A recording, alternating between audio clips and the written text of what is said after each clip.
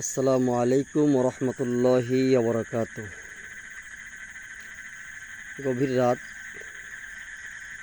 এই মুহূর্তে বাংলাদেশের বিভিন্ন স্থানে আওয়ামী লীগকে নিষিদ্ধ করার জন্য, বিশেষ করে রাজনৈতিক দল হিসেবে আওয়ামী লীগকে নিষিদ্ধ করার জন্য আন্দোলন চলছে।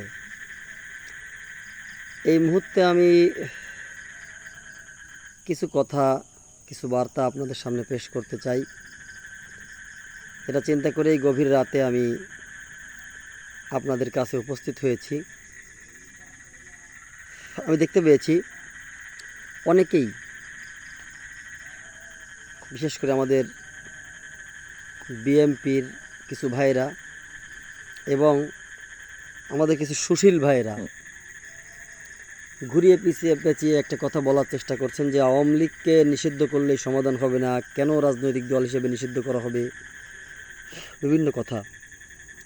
আসলে রাজনৈতিক দল হিসেবে কোনো দলকেই নিষিদ্ধ করার যৌক্তিক নয়, সেটা বাস্তবতা।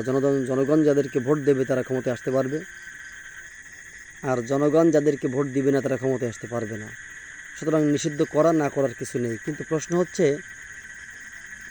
আওয়ামী লীগ কি মানুষের ভোটে ক্ষমতায় আসে?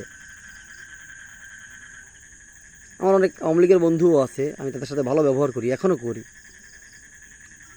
যারা আওয়ামী লীগের আছে তারা হয়তো বলতে পারবে না যে আমি কারোর সাথে দুর্ব্যবহার করেছি, ভিন্ন রাজনৈতিক মতাদর্শ হওয়ার কারণে। তবে এই প্রশ্নের উত্তর না দিয়ে কেউ সমালোচনা করবেন না। বিএনপির যে ভাইয়েরা বলতেছেন যে আওয়ামী লীগ নিষিদ্ধ করাই সমাধান না, জনগণ নিষিদ্ধ করলেই তো হয়ে যাবে। আমার প্রশ্ন হচ্ছে, জনগণকে তোয়াক্কা করে কি 2014 সালে আওয়ামী লীগ ক্ষমতায় এসেছিল? 2018 সালে কি জনগণের ভোট আওয়ামী লীগের প্রয়োজন হয়েছিল?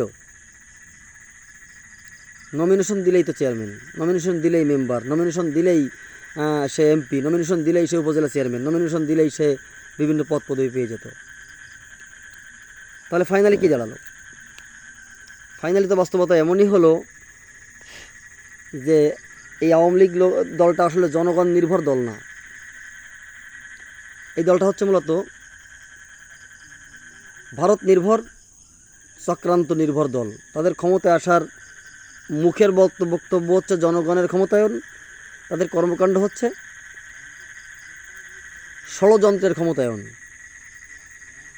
ভারতের র এবং ভারতের বিজেপি এদের আশ্বাসে ক্ষমতায়ন। যারা জনগণকে ভোটাধিকার থেকে বঞ্চিত করে, পরপর 3বার 2014, 2018, 2024, যেখানে জনগণের অধিকার বলতে কিছুই ছিল না, টানা এই 3টা নির্বাচন, টানা এই 15, 16, 17টা বছর যারা জনগণের অধিকার খর্ব করেছে, তারা কিভাবে নির্বাচন বা তারা কিভাবে রাজনৈতিক দল হয়? তারা তো ভোট ছিনতাইকারী দল, তারা তো জনগণের অধিকার ছিনতাইকারী দল। আর ছিনতাইকারী, অপহরণকারী কীভাবে রাজনৈতিক দল হতে পারে? বিভিন্ন জঙ্গি সংগঠন আছে যারা জনগণের প্রতি নির্যাতন করে, বোমা মারে, এটা মারে, সেটা মারে, এজন্য এদেরকে নিষিদ্ধ করে দেওয়া হয়। এই যে বিভিন্ন নাম আছে, আমি নামগুলো নাই নিলাম।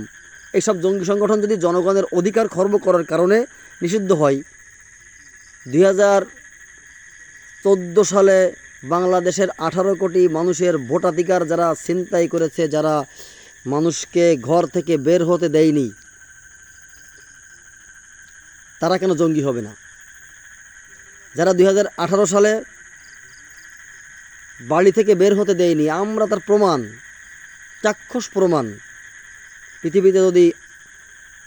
পৃথিবী যদি সত্য হয়, কোনো ব্যক্তি তার নিজেকে গায়ে হাত দিয়ে বলে যে না আমি এখনও সত্য জীবিত আছি, এটা যেমন সত্য, আমাদেরকে নির্বাচনে অংশগ্রহণ করতে দেওয়া হয়নি, ভোট দিতে, ভোটাধিকার প্রয়োগ করার সুযোগ দেওয়া হয়নি, এটা তেমন সত্য।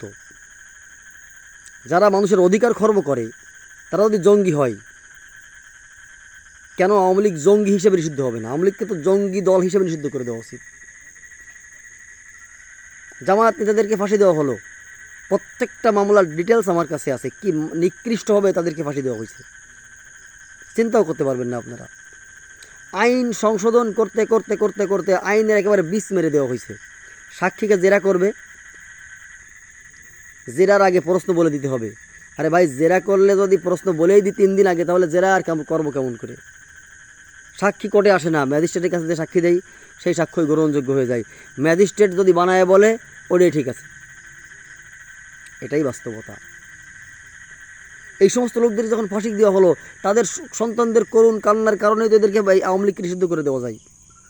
দেলোয়ার হোসেন সাইদি, আল্লামা দেলোয়ার হোসেন সাইদি রহমতুল্লাহ আলাইহির ফাঁসির আদেশ যেদিন হলো, শত শত লোককে গুলি করে যারা হত্যা করেছিল ওই দিন, তারা তো রাজাকার ছিল না।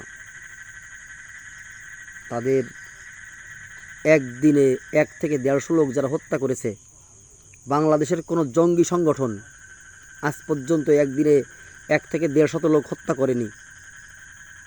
এই কারণে তাদেরকে নিষিদ্ধ করা যায়। হেফাজতের শাপলা চত্বরে 1 রাত থাকার অপরাধে তাদেরকে গুলি করে সাফ করা হলো, নিরস্ত্র নিরপরাধ হেফাজতের লোকদেরকে।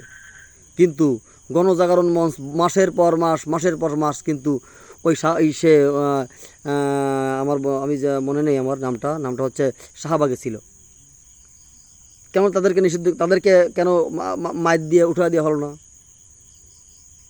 হেফাজত 1 রাত থাকলে জনগণের জানমালের ব্যাপক ক্ষতি হয়ে যাচ্ছিল, কিন্তু গণজাগরণ মঞ্চে সরকার পক্ষ থেকে সরকারের মন্ত্রীরা আসতো, টাকা দিত, পয়সা দিত, বিরিয়ানি খাওয়াতো, গার্মেন্টস বন্ধ করে লোকদেরকে ধরে নিয়ে আসা হতো, ক্রিকেটারদেরকে চাপ দেওয়া হতো।